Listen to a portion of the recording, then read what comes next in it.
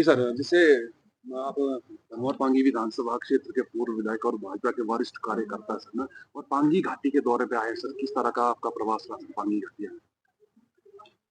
ये एक मेरा निजी दौरा था।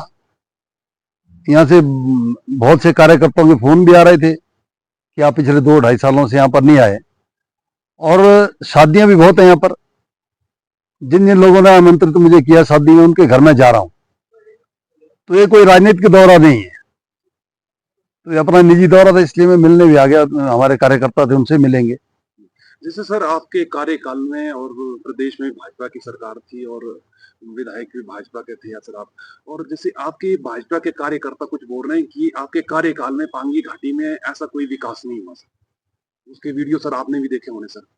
मैं इस बात को नहीं मानता कि वो भाजपा के कार्यकर्ता हैं, और इस तरह की बात जो भाजपा के कार्यकर्ता कर ही नहीं सकते, क्योंकि पिछले 5 साल में जो हमारी सरकार थी जयराम ठाकुर जी के नेतृत्व में, चाहे वो भरमौर हो, चाहे वो पांगी हो, चाहे वो हमारा नॉन ट्राइबल एरिया हो, सभी हर जगह विकास बराबर हुए हैं।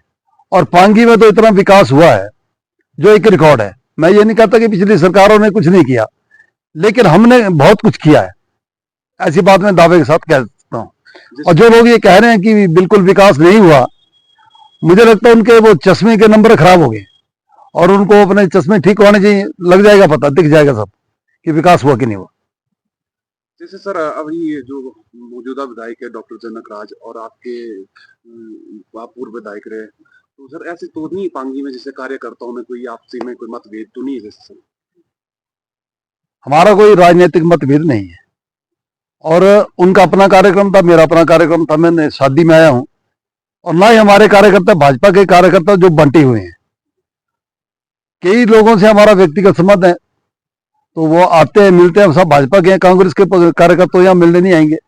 शिष्टाचार के नाते कांग्रेस के कार्यकर्ता भी यहाँ पर मिलने आए हैं, इसमें कोई राजनीतिक बात नहीं है। जैसे सर जो अभी मौजूदा मंडल अध्यक्ष है सर भाजपा का सर, उससे बोल रहे ऐसे विभाग के जो विपक्ष के भी बोल रहे हैं, तो जैसे लोगों का भी कहना है कि उनसे जो है काफी कार्यकर्ता नाराज चले हुए हैं। इसका जवाब तो वही दे सकते हैं जिन्होंने बनाया है, वो भी, और जो बने वो भी।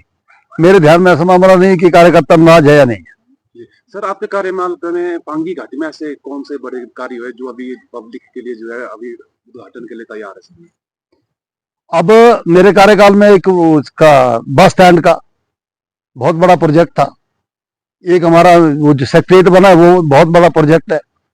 अगर ये कोरोना काल बीच में नहीं होता तो इसके उद्घाटन भी हो गए होते, और सरकारी दफ्तर भी वहां पर चले गए होते। एक हमने वो हॉस्पिटल की बिल्डिंगें बनाई थी नई, वो भी लगभग तैयार हो गई थी।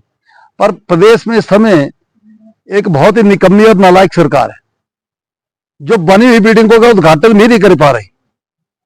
अब आप बात करें अधिकारियों की, तो आरसी का पद यहाँ पर खाली है, ब्लॉक में बीडीओ का पद खाली है, पीडब्ल्यूडी में एक्शन का पद खाली। कई ऐसे अधिकारी जो होने चाहिए थे, उनके पद खाली, पर सरकार की रुचि नहीं है।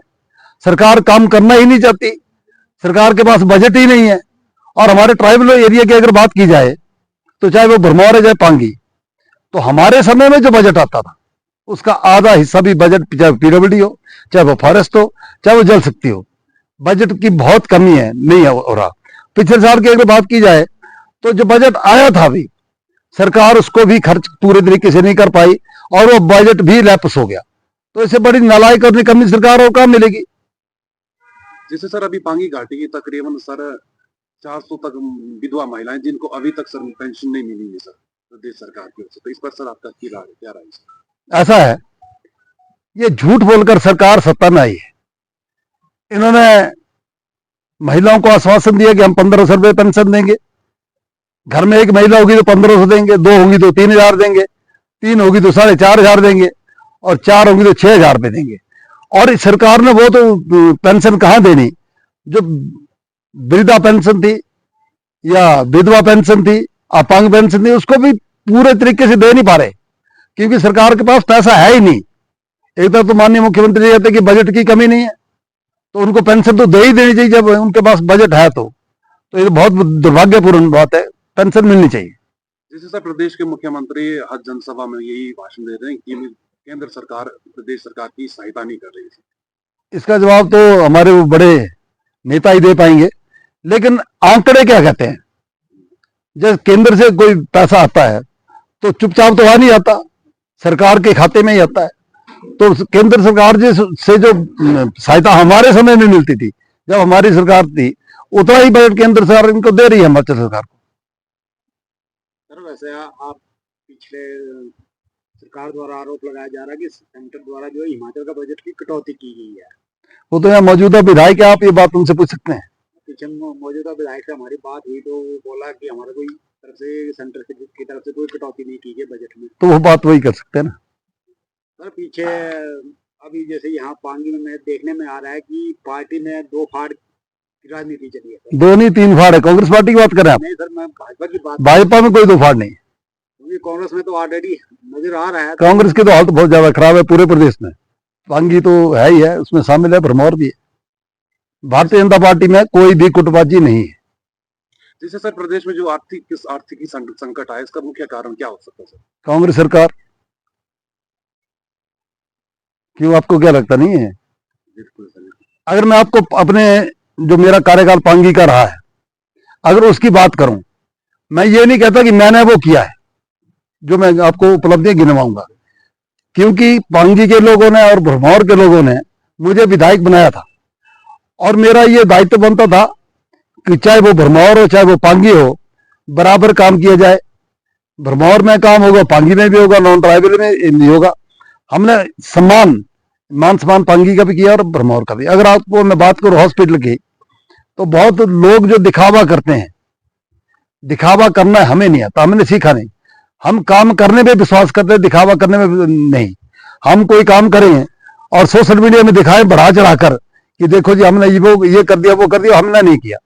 आपके ध्यान में होगा, आप यहीं रहने वाले हैं, कि आपके हॉस्पिटल की दशा क्या थी जब हमारी सरकार 2018 में आई थी, 2017 में जब आई थी, तो आपके हॉस्पिटल में यहाँ टेस्ट नहीं हुआ करते थे। सच्चाई है।